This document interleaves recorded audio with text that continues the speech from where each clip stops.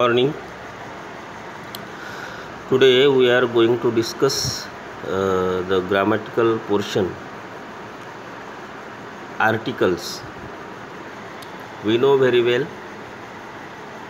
what is articles. What is article? The word a, an, and the are called articles and help to identify whether you are talking about particular person, place, animal or thing, or only referring to them in general way. It means the use of article especially for identifying things, persons or place or animal, whether they are particular means we know very well about them, we know prior information about them, we know very well which place which that particular place refer to, we know very well which animal we are referring to, we know very well the person we are referring to. It is particular. And general thing means we generally know, we don't have a particular information about that particular things, particular place, particular person. याचाच अर्थ असा की जेव्हा एखादी वस्तू, एखादं ठिकाण, एखादं व्यक्ती, एखादं ॲनिमल यांच्याबद्दल जेव्हा विशेष माहिती आपल्याला असते तेव्हा आपण त्या ठिकाणी काय वापरतो? डेफिनाइट इन्फॉर्मेशन असते तेव्हा आपण डेफिनाइट आर्टिकल वापरतो. आणि जेव्हा त्या वस्तूबद्दल किंवा प्राण्याबद्दल किंवा ठिकाणाबद्दल आपल्याला विशेष माहिती नसते तेव्हा आपण त्या ठिकाणी ए, ॲन म्हणजे इनडेफिनाइट आर्टिकल वापरतो. आणि त्याचे काही काही नियम आहेत ते आपण समजून घेऊ आणि specially difference between the indefinite article and definite article. So we are three words a, an and the. These are called articles. A and an are indefinite article means we don't know information, prior information about that particular person, thing or animal. And definite article the is used to denote the person, thing or place when we know very well about that particular thing. The kind and uses of article. The indefinite articles. Which are indefinite article? A and an. The indefinite articles come, indefinite article a and an come in front of singular countable noun. What is mean by singular? Singular म्हणजे काय? एकवचनी. Singular countable noun and identify the person or thing they represent in general way. तर लक्षात ठेवायचं आपल्याला ए आणि and हे indefinite article आहे. ते कशा पुढे येत असतात? Singular countable. सिंग्युलर म्हणजे एकवचनी, काउंटेबल म्हणजे व्हेन वी कॅन काउंट. जसं 1 2 3 4 जसं वॉटर आहे, वॉटर वगैरे आपण लिटरमध्ये वगैरे मोजू शकतो, पण 1 वॉटर 2 वॉटर किंवा शुगर वगैरे आहे ते आपण किलोमध्ये मोजू शकतो, पण त्याचा एक एक दाणा आपण नाही मोजू शकत. त्याला आपण म्हणतो अनकाउंटेबल. आणि इथे ए आणि ॲन आपल्याला कोणापुढे यूज करायचा आहे? एकतर तो सिंग्युलर असला पाहिजे आणि तो कसा असला पाहिजे? काउंटेबल असला पाहिजे. म्हणजे त्याला आपण मोजू शकतो 1 2 3 अशा अर्थाने. 1 किलो 2 किलो नाही किंवा 1 लिटर 2 किलो नाही. 1 2 3 जसं आता 4 झाडं असतील तर 1 झाड 2 झाड 3 झाड असं मोजता येते आपल्याला. जसं पाणी असेल तर पाणी 1 पाणी 2 पाणी असं मोजता येत नाही आपल्याला. त्याला आपण काय म्हणतो? अनकाउंटेबल म्हणतो.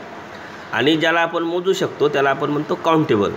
आणि सिंग्युलर म्हणजे काय? एकवचनी. आता लक्षात ठेवायचं आपल्याला की ए आणि ॲन हे इंडेफिनाइट आर्टिकल आपल्याला कुठे यूज करायचे आहे? अशाच नाऊन पुढे. कोणापुढे यूज करायचे आहे? नाऊन. नाऊन म्हणजे काय? एखाद्या व्यक्तीला, वस्तूला, ठिकाणाला दिलेलं पर्टिक्युलर नाव. तर त्या नाऊन पुढे तर तो नाऊन कसा पाहिजे? कसा पाहिजे? सिंग्युलर पाहिजे आणि काउंटेबल पाहिजे. म्हणजे तो एकवचनी पाहिजे आणि त्याला आपण मोजू शकतो 1 2 3 4 असा काउंटेबल पाहिजे. अशाच नाऊन पुढे आपण ए आणि ॲन हे आर्टिकल यूज करत असतो. कशासाठी? Identifying that person or thing they represent in general way. म्हणजे आपल्याला एक general information about you sir. I saw a tiger असं म्हणतो आपण. त्या टायगरबद्दल विशेष माहिती आपल्याला नाही, पण आपण एक वाघ बघितला असं जनरल वेनी जेव्हा आपण म्हणतो, असं जनरल वेनी रेफर करण्यासाठी जर तो नाऊन काउंटेबल असेल आणि सिंग्युलर असेल तर अशा नाऊन पुढे आपण ए किंवा ॲन हे आर्टिकल यूज करत असतो. आता for example, in a sentence, a customer wants an earphone. A customer wants an earphone. आता इथे दोन नाऊन आहे. कोणते कोणते दोन नाऊन आहे? एक आहे कस्टमर आणि दुसरा आहे इयरफोन. आता कस्टमर म्हणजे काय? गिऱ्हाईक, एखादी वस्तू विकत घेणारा.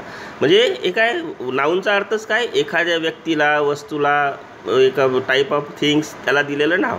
आता इथे दोन नाऊन दिसते आपल्याला, कस्टमर आणि इयरफोन. या दोन्ही नाऊन पुढे आपल्याला कस्टमर पुढे ए आर्टिकल यूज केलेला आहे आणि इयरफोन पुढे ॲन आर्टिकल. कुठेही द आर्टिकल उपयोगात आणला का? नाही. का बरं? A customer simply refers to some customer. म्हणजे त्या कस्टमरबद्दल आपल्याला विशेष माहिती माहीत आहे का? नाही. का कस्टमर कुठचा आहे, कोणत्या गावचा आहे किंवा माझ्या जवळचा आहे, काही नाही. फक्त एक जनरल वेने आपल्याला माहीत आहे की तो गिऱ्हाईक आहे. त्याच्यामुळं असं जेव्हा पहिल्यांदा एखाद्या गोष्टीला आपण रेफर करत असतो किंवा इन जनरल वेने रेफर करत असतो आणि तुम्ही पहा कस्टमर हा काय आहे? कस्टमर्स म्हटलं आहे का तिथे? तो सिंग्युलर आहे, काउंटेबल आहे. म्हणून अशा नाऊन पुढे ए हे आर्टिकल वापरलं आहे. आणि इयरफोनसुद्धा काय आहे? सिंग्युलर आहे आणि काउंटेबल आहे. म्हणून त्याच्यापुढे सुद्धा इनडिफिनिट आर्टिकल ॲनचा उपयोग केलेला आहे. कशासाठी? Simply refers to some customer, एखादा गिऱ्हाईक, and an earphone to some earphone. म्हणजे पर्टिक्युलर माहीत नाही त्याला सॅमसंगचाच पाहिजे की त्याला सोनीचा पाहिजे, माहीत नाही. म्हणजे पर्टिक्युलर कशा प्रकारचा पाहिजे, म्हणजे कार्डलेस पाहिजे का कार्ड पाहिजे, काही माहीत नाही. म्हणजे अशी जेव्हा विशेष आपल्याला कोणत्या त्या नाऊनबद्दल माहिती नसते तेव्हा आपण जनरली इनडिफिनिट आर्टिकल म्हणजे ए किंवा ॲनचा उपयोग करत असतो. The word in front of customer and earphone do not specify who the customer is. म्हणजे आपल्याला पर्टिक्युलरली कळत नाही या वाक्यातून की कस्टमर नेमका कोण आहे. प्राईम मिनिस्टर आहे की तो चीफ मिनिस्टर आहे की एखादा त्याला काय म्हणतो आपण की एखादा नातेवाईक आहे किंवा किती वयाचा आहे, अशा कसल्याही प्रकारची माहिती आपल्याला मिळत नाही. आणि दुसरा जो शब्द आहे इयरफोन, म्हणजे कसल्या प्रकारचा, what kind of earphone he or she wants. म्हणजे कशा प्रकारचा इयरफोन त्याला पाहिजे हे सुद्धा आपल्याला इथून कळत नाही. असं जेव्हा जनरल वेने आपल्याला रेफर करायचं असते आणि तो नाऊन हा काउंटेबल असतो आणि सिंग्युलर असतो, अशा वेळेस आपण इनडिफिनिट आर्टिकल ए किंवा ॲन वापरत असतो.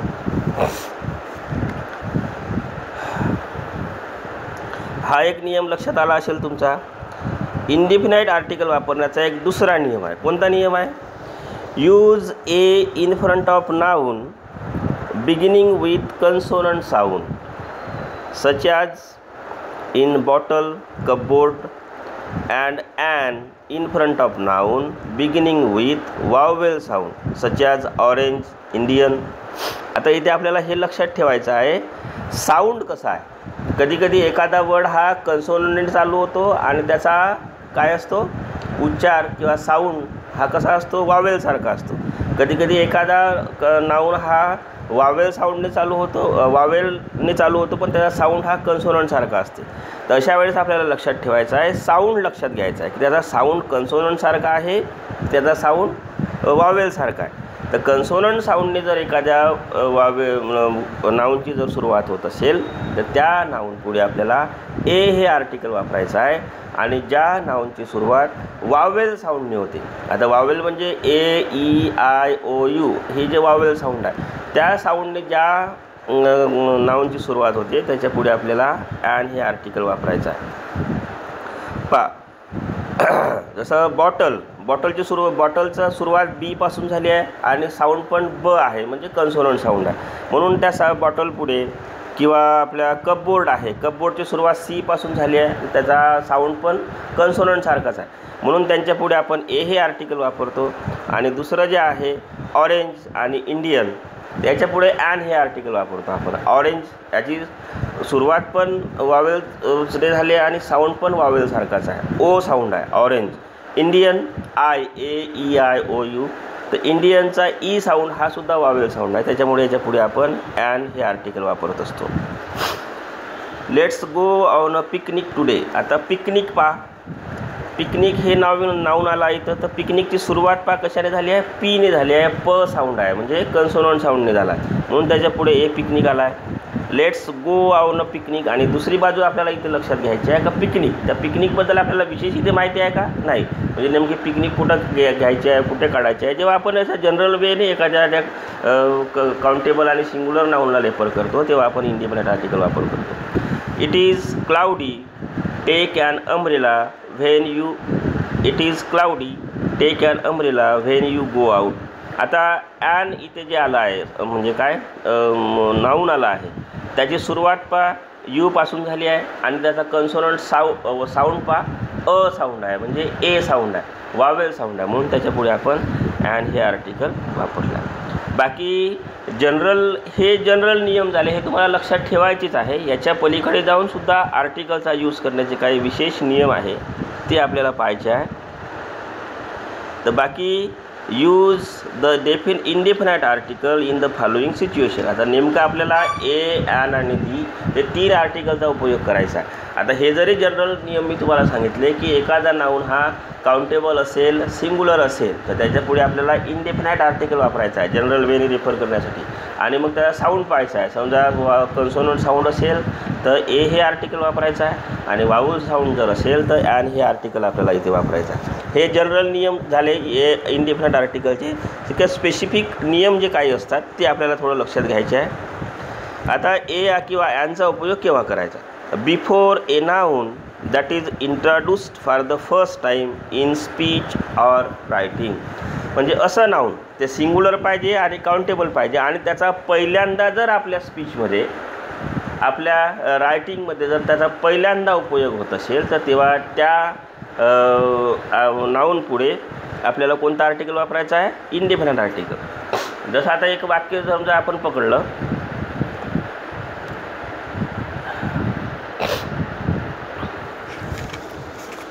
लक्षात आलं असेल तुम्हाला, पहिल्यांदा जर एखाद्या गोष्टीचा, जसं I was born in a village in Assam. आता हे जे वाक्य आहे, आता इथे आसाम आणि व्हिलेज हे 2 नाऊन आलेले आहे. जनरली जे एखादं जर पर्टिक्युलर नाऊन असेल त्याला आपण काय म्हणतो, प्रॉपर नाऊन असेल तर त्याच्यापुढे आपण कोणते आर्टिकल वापरत नाही. पण व्हिलेज आहे तर व्हिलेज काय, I was born in a village in Assam. म्हणजे एका ठिकाणी, याचा अर्थ काय होतो, पहिल्यांदा जर जेव्हा आपण उपयोग करतो एखाद्या नाऊनचा, तो जर काउंटेबल असेल, सिंग्युलर असेल आणि त्याचा पहिल्यांदा जर आपल्या याच्यामध्ये, this is first time the speaker or reader hears about the village. आता हा व्हिलेज नेमका आसाममध्ये आहे, पण नेमका तो कसा आहे, मोठा आहे, लहान आहे, कुठे, म्हणजे हे कसल्याही प्रकारची इन्फॉर्मेशन नाही. इकडं जनरल वेने आपल्याला माहिती इथे पाहायला मिळते. म्हणून अशा वेळेस आपल्याला पहिल्यांदा जर समजा एखाद्या नाऊनचा आपल्या रायटिंगमध्ये, स्पीचमध्ये जर पहिल्यांदा उपयोग होत असेल तर तेव्हा त्या नाऊन पुढे आपल्याला इंडेफिनाइट आर्टिकल वापरायचा. आता दुसरा नियम असा म्हणतो की before a noun which represent not an individual person or thing but the whole class. आता असं एखादं नाऊन असेल आणि ते काय रिप्रेझेंट करत असेल, not the individual but whole class. आता खालचं जर आपण वाक्य बघितलं, ए जज should always be objective and fair. आता इथे ए जज आहे. आता हे जज म्हणजे फक्त एकच जज नाही, फक्त आपल्या चंद्रपूरचाच जज नाही. हा जज म्हणजे काय, पूर्ण होल क्लास रेफर करतो. म्हणजे तो अमेरिकेतला असो, इंग्लंडमधला असो, की जगामध्ये जे पूर्ण क्लास आहे, जज हा नावाचा जो प्रकार आहे, ह्या सगळ्या जजनी, ह्या सगळ्या न्यायाधीशांनी कसं असलं पाहिजे, शूड ऑलवेज बी ऑब्जेक्टिव्ह आणि फेअर असलं पाहिजे. म्हणजे हे जे स्टेटमेंट दिले आहेत, तर जेव्हा एखादा सिंग्युलर नाऊन आपण पर्सन किंवा थिंग आपण यूज करतो आणि त्याला कशासाठी यूज करतो की to represent the whole class, not that particular person, not that particular thing. तर ते समजा होल क्लास जर रेफर करत असेल, होल क्लासचा अर्थ काय, जगातल्या प्रत्येक जजला ती गोष्ट लागू होईल. तर अशा वेळेस आपण सिंग्युलर हे असेल, नाऊन असेल आणि त्याला जर होल क्लास जर तो रेफर करत असेल तर अशा नाऊन पुढे आपण इंडेफिनाइट आर्टिकल. आता इथे जजचा साऊंड कन्सोनंट आहे म्हणून ए आला आहे. समजा वावेल साऊंडने जर एखादं नाऊन सुरुवात असतं तर ॲन आलं असतं. तिसरा यूज आहे टू इंडिकेट द न्यूमरल 1. आता कधी कधी प्रत्येक ठिकाणी वन असं आपण म्हणण्यापेक्षा त्या वनच्या ऐवजी आपण ए किंवा ॲन हे आर्टिकल वापरतो. जसं पहा, the box of nuts and bolts weigh a kilo. A किलोचा अर्थ काय? 1 किलो. ए किलोचा अर्थ काय? 1 किलो. म्हणजे न्यूमरल 1च्या ऐवजी आपण ए किंवा ॲन हे अक्षर म्हणजे एक या अर्थाने आपण ए किंवा ॲनचा उपयोग करू शकतो. तर जेव्हा वारंवार जसं आता the box of nuts and bolt way 1 kilo असं म्हणण्याच्या ऐवजी आपण ए किलो, ए किंवा ॲन हे कशासाठी वापरतो? 1 हा आकडा दर्शवण्यासाठी वापरतो. तर अशा प्रकारे हे 2-3 नियम आहे, लक्षात ठेवा. बाकीचे नियम आपण उद्या पाहू. धन्यवाद.